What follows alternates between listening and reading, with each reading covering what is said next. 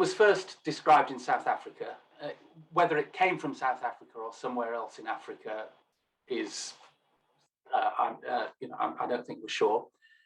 There's another. It appeared with another one called BA.4. So both of these variants have been spreading, and pretty much they've spread globally. And I think BA.5 is now the dominant variant across certainly most, if not all, of European countries.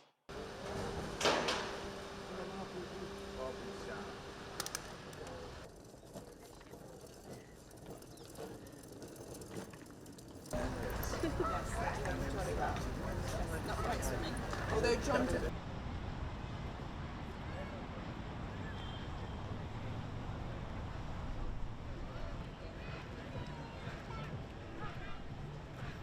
They're highly transmissible. This is one of their defining characteristics. They're highly transmissible, and they're also able to evade the immune responses we already have, whether it's due to the vaccines or to our exposure to previous variants. So no, they are absolutely a concern around the whole world.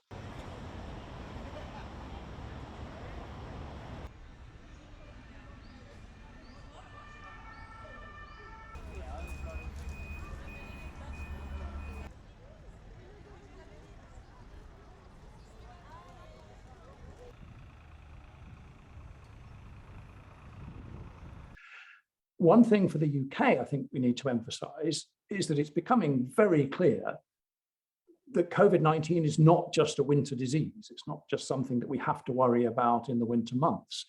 This is the second summer in a row where we've had a major wave of a new COVID variant in the UK in the summer. This time last year, we were talking about Delta, the Delta variant, which originally arose in India.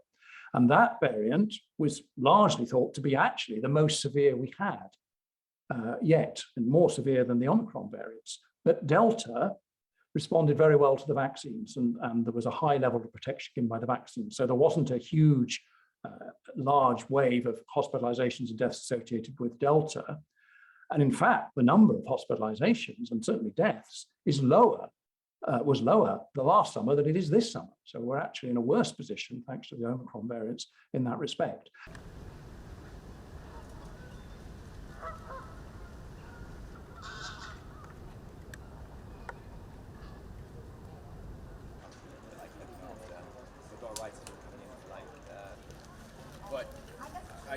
Again, just trying to. And of those people testing positive, many of them, of the majority of them, would not actually know they'd had COVID. They wouldn't have gone for a test. They might not have even been symptomatic. And so at the moment, we are probably only picking up about 1 in 20 infections, whereas most of the epidemic we've picked up between 1 in 2 and 1 in 3 infections.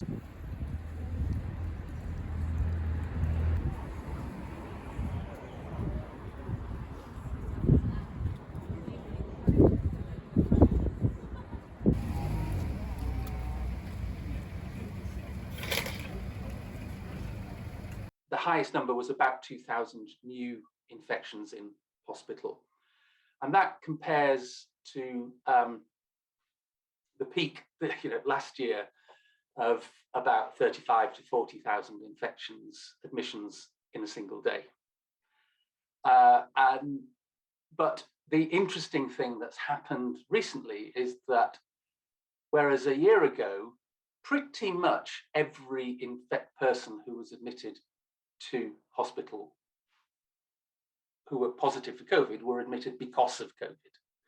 Now, when you look at the proportion of people in hospital that are positive for COVID, that are there because they've got COVID, it's only about a third.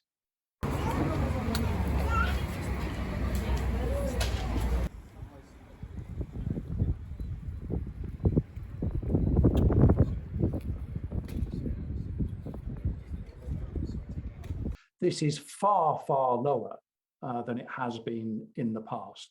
The peaks in early 2020 and early 2021 were far, far higher. So the numbers are relatively low. But of course, they are having knock-on effects for the management of patients in hospital. And as we're probably all aware, there's an awful lot of cases in the community at the moment, and that is affecting hospital staff no less than it is anywhere else.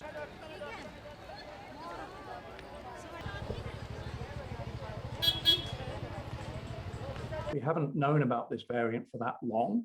It's come to our attention because it's increasing in numbers, and it's been flagged as a variant of interest rather than necessarily a variant of concern right at this point. But obviously, if it increases in frequency further, and we find that it is associated with people going to hospital and perhaps dying, then that will be revised. All of these things do take a little bit of a time to establish. And of course, in the meantime, the variant may be spreading. So we do need to continue to be very vigilant and to make rapid assessments of whether we pose a greatly increased threat from what we've seen before. But there's no indication so far that that's the case. I said earlier that the wave of hospitalizations and deaths was increasing, but it's still very much lower than it was in the early part of the year when the first Omicron variants appeared. So we also have to keep a sense of proportion as well.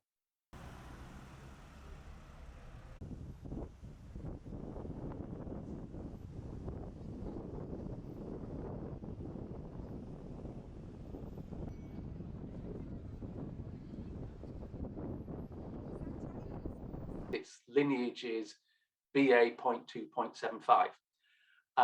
And it doesn't as yet appear to be any more lethal than any of the previous waves, and seems, touch wood, to be following the pattern that we've seen this year, that each subsequent wave actually is less lethal and less harmful than the previous wave. And I hope that continues, although there is no absolute guarantee that would be the case.